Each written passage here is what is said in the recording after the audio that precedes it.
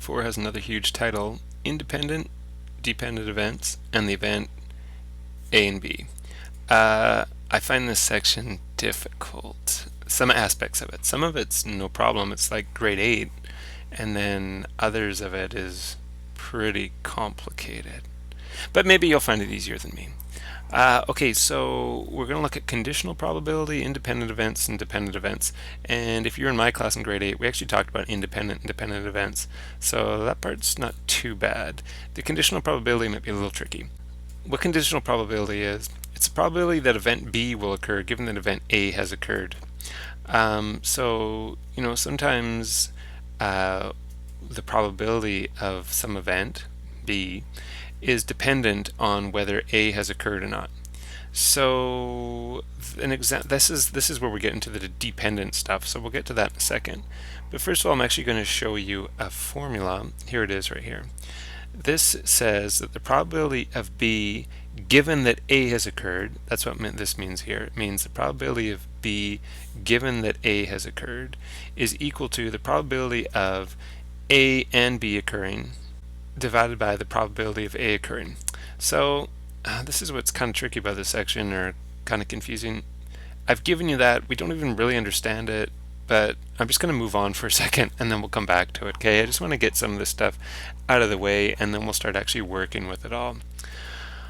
So just sit in the confusion with this for a while. Let's go to something that I think you understand better, independent events. So independent events, it's when the fact that event A has occurred has no effect on the probability of event B occurring. An example of this is rolling a 6 on a die and pulling a face card. If I roll a die and then I pull a face card and then pull a card after, does whatever I get on the die impact at all what card I pull? No, they're completely independent of one another. Whatever I roll on the die will have no impact on what card I pull from the deck. So because they're independent, they don't impact each other, then you would expect that the probability of B given A is just going to be the same as the probability of B, right? No matter what A is, you're just going to have the same probability. Okay, here's another formula. The probability that A and B occur is equal to the probability of A times the probability of B. Now we did this in grade 8. If you have independent events and you want to know what the probability of both of them occurring is, because that's what this means, A and B, if you want to know the probability of both of them occurring, you find the probability of one, you find the probability of the other one, and you multiply them. So this will probably come back to you right now when we do this example. If you want to know what the probability is of rolling a 6 and pulling a face card, what's the probability of rolling a 6 on a die? Well, there's only one 6 on the die, and there's 6 total outcomes, so it's 1 in 6. What's the probability of pulling a face card? Boy, we've done face cards so many times. You remember face cards? I know this is repetitive. Jacks, queens, kings, and there's 4 suits, and 4 times 3 is 12, so it's 12 out of the 52 cards are face cards. Now, if you want to know the probability of both of these happening, since they're independent events, then you just multiply them. Okay, and you get your answer. Now here's where I might do some ninja slicing, as my grade 8 say. 6 and 12, I can divide them both by 6. So this becomes 1, this becomes 2. I can also ninja slice the 2 and the 52. You get 1 and 26. So I have 1 times 1 is 1, and 1 times 26 is 26. So the probability of rolling a 6 and pulling a face card is 1 in 26. Okay, let's move on to dependent events. We also did these in grade 8. So as you'd expect, dependent events are when the fact that event A has occurred changes the probability of event B occurring. So here's an example of that. If you pull a face card from a deck of cards, then you don't replace it, that's key, and then you pull another face card. First of all, if you did replace it, would it be dependent or independent? It'd be independent because it'd just be like starting over again. But in this case, if you don't replace it, then you actually have reduced the number of cards. So now it's the probability is going to be changed. Now I know what I'm working on here is slightly different. You have a big space here, so I'm going to write some formulas here, and if I was you, I'd put them in the space that I have above the example. So one formula is this: the probability of A and B occurring is equal to the probability of A occurring multiplied by the probability of B given A has occurred. So we actually did this in grade 8. I didn't give you this formula, but believe it or not, you actually did this. So if we're going to look at this example, we're going to pull a face card first. So what's the probability of pulling a face card? Hey, we just did that up here. That's 12 out of 52. So I can write that down, 12 out of 52. So that's your probability of A, right? Face card's your A event, and the probability of A is 12 out of 52. Now, the probability of B is to pull another face card, but if it was just to pull another face card and there was replacement, it'd be 12 over 52 again. But this is the probability of B given that A has occurred, right? We've already pulled a face card and didn't replace it, so we have to take that into account. So, okay, we've pulled a face card. So how many face cards are left? There's only 11 face cards left. How many cards are we choosing from now? There's not 52 cards left anymore.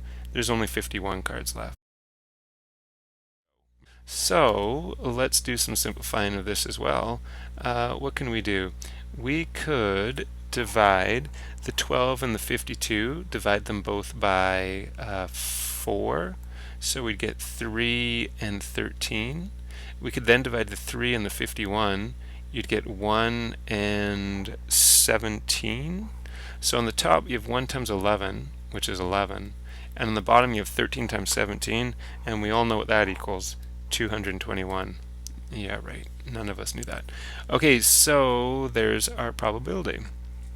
Now, at this point, I'd like to pause for a moment and talk about something that confuses a lot of people, and that is what the difference is between mutually exclusive and independent, because a lot of people get confused between them.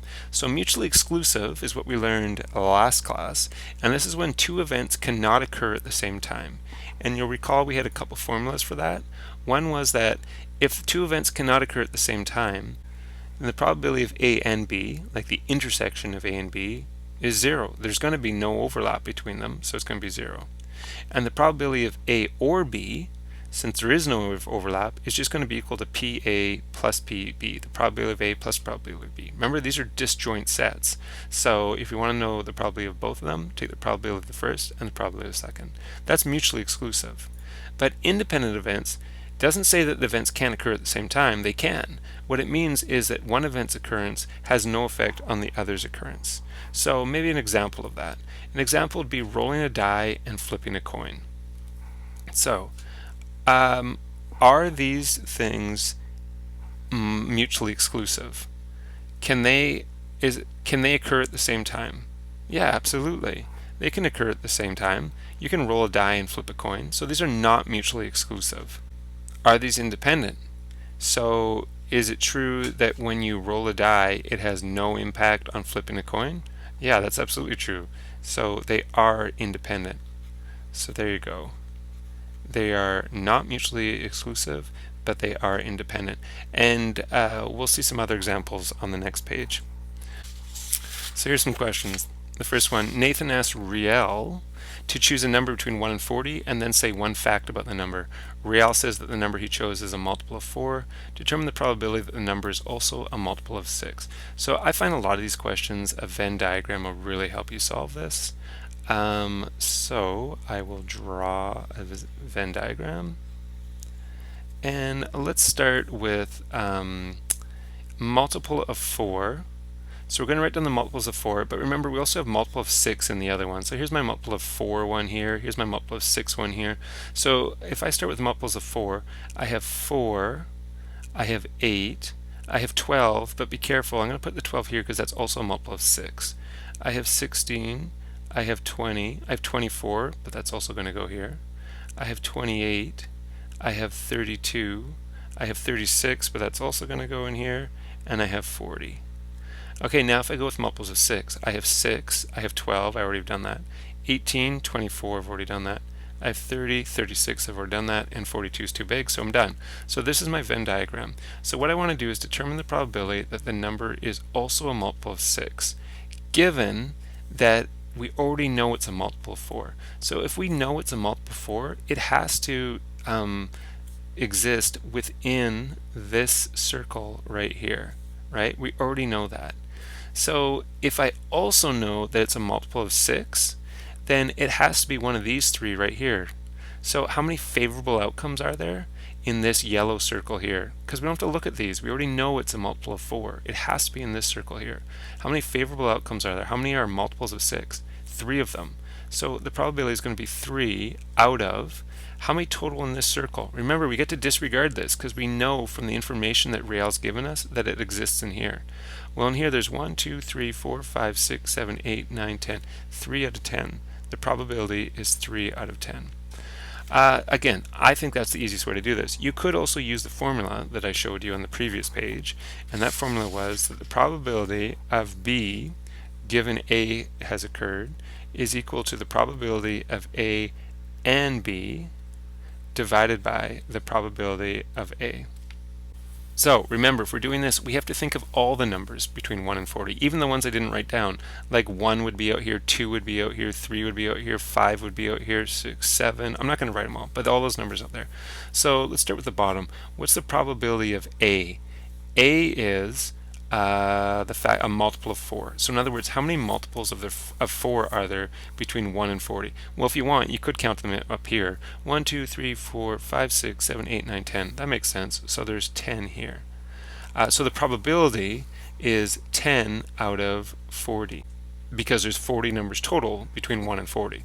So now we want to get the probability of A and B. So those are numbers that are multiples of 4 and multiples of 6. Well, those are those ones right there. Those three are the only numbers that are multiples of 4 and 6. So the probability of all 40 numbers of getting a multiple of 4 and 6 is 3 out of 40. You'll see this is kind of ridiculous to do this way because I'm using the Venn diagram to even help me do it this way. So why would I bother doing this when the Venn diagram I can go straight to the answer?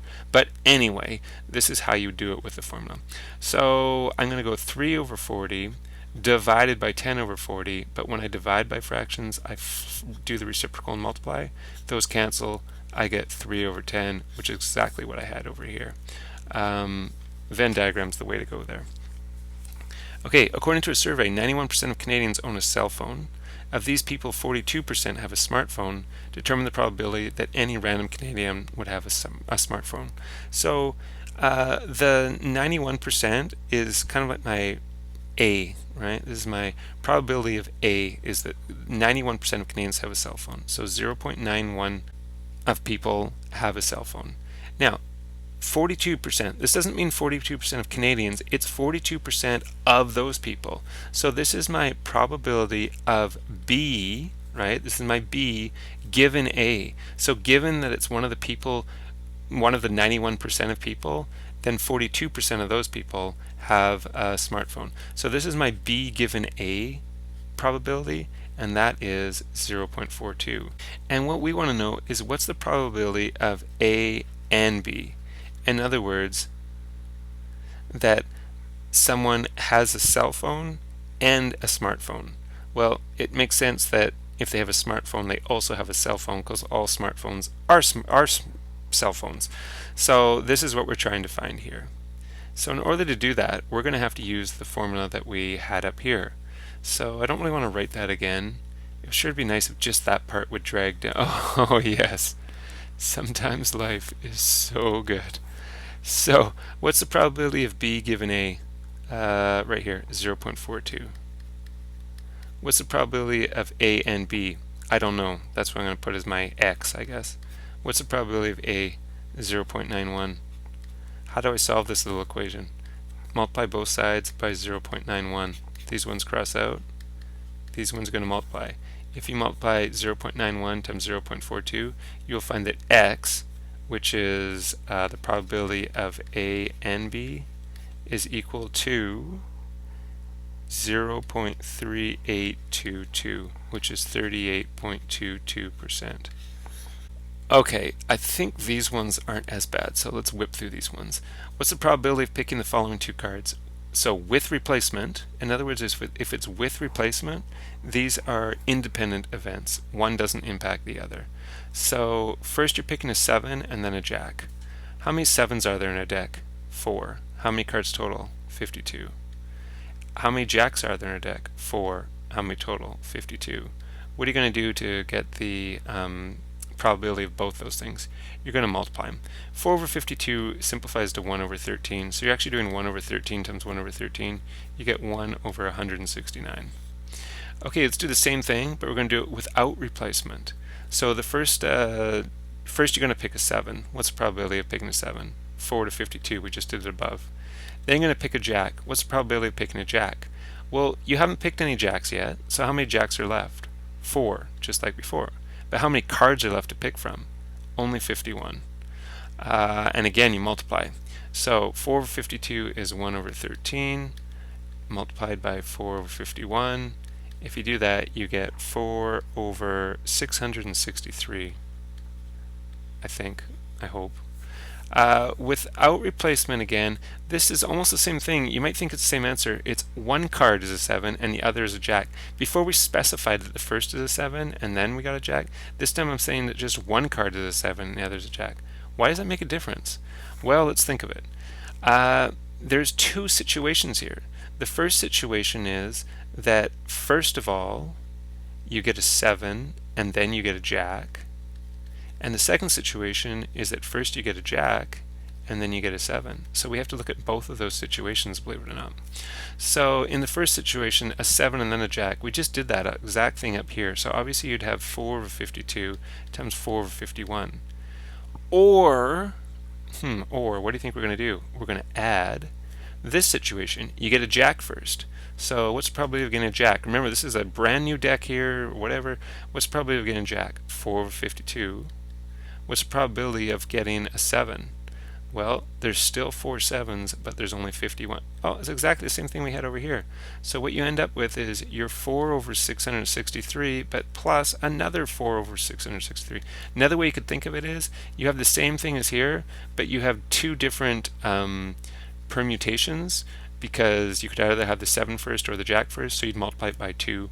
Either way you do it, you're going to get 8 over 663. So the first question, are red card and spade independent, and are they mutually exclusive? So what's the probability, first of all, of getting a red card? We're going to need to know this. Well, there's 26 red cards and 52 cards total, so you could put 26 over 52, but let's put that in lowest terms, half. Makes sense, right? Half the cards are red. What's the probability of getting spades? Again, there's 13 spades, 52 total, or you could think of it as 1 out of the 4 suits are spades. So probability of getting spades is 1 over 4. Now, if two events are independent, we said that one's occurrence has no impact on the probability of the other one's occurrence. In other words, the probability of R given S has occurred should be exactly the same as just the probability of R, right? Because S shouldn't change R at all, so it should just be exactly the same. So let's see if that's true. We already know the probability of R is 1/2. So what's the probability of R occurring if you already know that S has occurred? So if I tell you, hey, I've got a card and it's a spade, then what's the probability that it's a red card? Well, how many spades, you know what a spade is? How many spades are red? None. Spades are black. So the probability of it being red, if we already know that it's a spade, is 0. Does 0 equal 1/2? Of course it doesn't. So what that means is it's not independent. They would have to be equal for it to be independent. Okay, are they mutually exclusive? Well, what we know about mutually exclusive is that the probability of R and S, like the overlap between those two sets, has to be equal to 0. So is that true? Let's just think of this for a second. Red card and spades. Are there any spades that are red cards? No, there's none. So the probability of R and S is 0. So yes, these are mutually exclusive. Okay, another one. Are red card and ace independent? So the probability of red, we already said, is 1/2. The probability of ace, there's 4 aces and 52 total, or if you put that in lowest terms, 1 out of 13. So we'll ask the same sort of question. So remember what we said. We said that in order for these to be independent, the probability of R, given that A has occurred, should be equal to just the probability of R, because A should have no impact on the probability, right? So let's see if this is true. We already know that the probability of R is 1/2. So now we got to figure out, if I tell you that I've pulled a card out of the deck and it's an ace, I already know it's an ace. What's the probability that that card is red? Well, how many aces are there? There's 4 aces. One ace is a red diamond. Another ace is a red heart. Another ace is a black club, and another ace is a black spade. So if I tell you that I've got an ace, here they all are, here's my 4 aces, what's the probability that the ace is red?